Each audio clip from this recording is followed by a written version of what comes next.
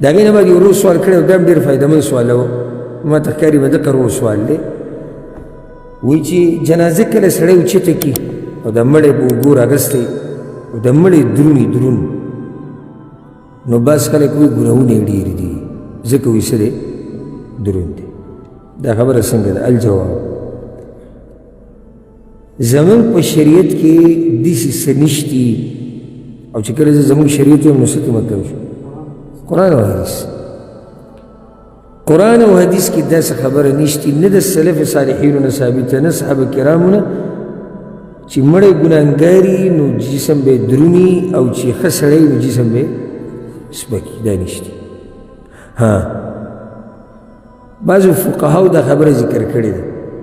خو دې بعضو ته چې ووایي که دا بعض څه وایي زموږ دا بعض په دې ملک کې دا مولیان لکه مسله بیان کړي عوامو ته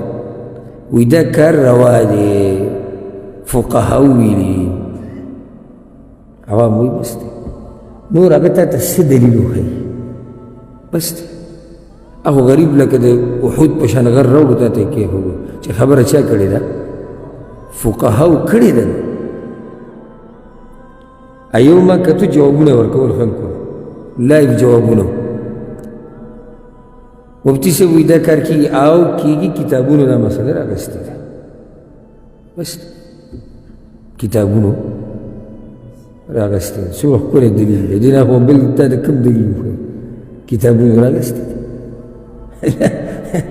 دا خو څه بیا مسلې بیانوي دی هم بیانوي دی په آخره کې څه وایي کتابونو راغستې کتابونو خو به راغستې کتاب چې څه شی راوالي نو دا به صحیح فقها چې څه خبره وکړي لازم به دا صحیح ګوره فقها جمع د فقیه ده او فقیه پوهه ته وایي مطلب په دین باندې پوهه آیا هر عالم په پوره دین باندې پوه دی الله هو وما اوتیتم من العلم الا قلیلا تاسو ته علم نه درکړی شوی مګر لږ څوک دعوه کولی شي چې دا پلانې مکمل عالم دی نه فقها مطلب پوهان خلک و درته بعضو فقهاو دا خبره ذکر کړې ده لکه یو فقیه تېر شوی دی ابو علي النجاد د هغه نه چا تپوس وکړو دا جنازه چې سپکه یا درنې دي کې څه حکمت شته نه هغه ورته وی که چېرته دا جنازه سپکه نو دا مړی بیا شهید دی دا مړی بیا څه دی شهید دی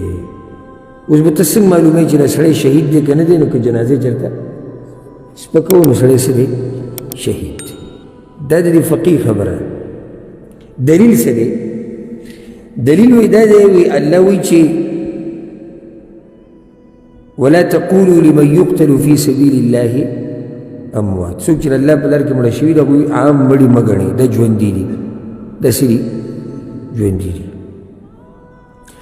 نو یې ژوندی چې هغه صحیح اسپکي نو مطلب دا چې دی ژوندی دی دا خپل دلیل ذکر کړی ځان نه د کوم ځای نه خبره راته وکړې او دا به شهید دی او دا به اوس که دا مسلې پیدا کړی دا نري چې څومره وي ټول به شهیدان دي او دا غټ پکې لاړو تباه شو کوم چې درونې بدلې یو بل خلک وایي چې د ګناهونو پیټ یې راوچت کړی روان کړی او کوم چې د بدن نه کمزوري وي خلک وایي شهید و خوش قسمت و ځکه چې ژوندی و دلیل څه و چې ژوندی وي بدنې سپک نو د ژوندي نه مراد د فقیه ته دا هم ویل پکار دي چې د ژوندي نه مراد دغه ژوندی هم نه دی الله وایي دوی د عامو مړو په شان مړي مه ګڼئ نور خو مړي دي یو سړی دی په جهاد کې سر ته په توره ووالی شو دی څه شو مړ ورته نه وایي مړ څه ته وایي چې روح د بدن نه وځي د ده نه ووته که نه ووته الله دا نه وایي چې ده ته مړی مه وایه مړی خو هغه دی خو داسې مړی ورته مه وایه لکه څنګه چې دا نور مړی دي او که ژوندی دی نو کوم ځای کې ژوندی دی برزخ کې ژوندی دلته خو نه دی ژوندی دنیا کې نو دا خبره که بعضو فقهاو ذکر کړي د کمزوري خبره یې کړې نو الحمدلله داسې قسمه خبره په شریعت کې نشتي په مړو باندې بدګمانیانې مه کوئ دا د بدن پورې خبرې لکه مثال کې یو سړی دی کمزور دی د بدن نه جنازه به لازم سپکه یو سړی د بدن نه غټ دی جنازه به صحیح درنه وي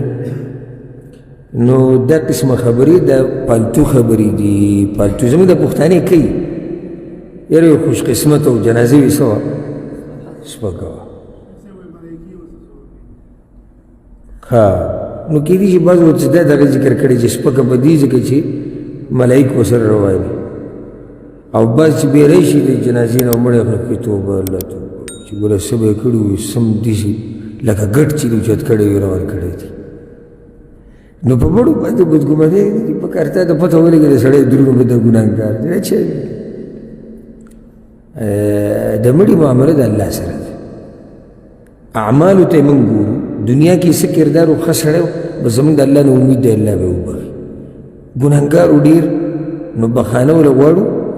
که چېرته عقیدې د توحیدي او یریږو پې د عذاب نه خو د چا په باره کې فیصلې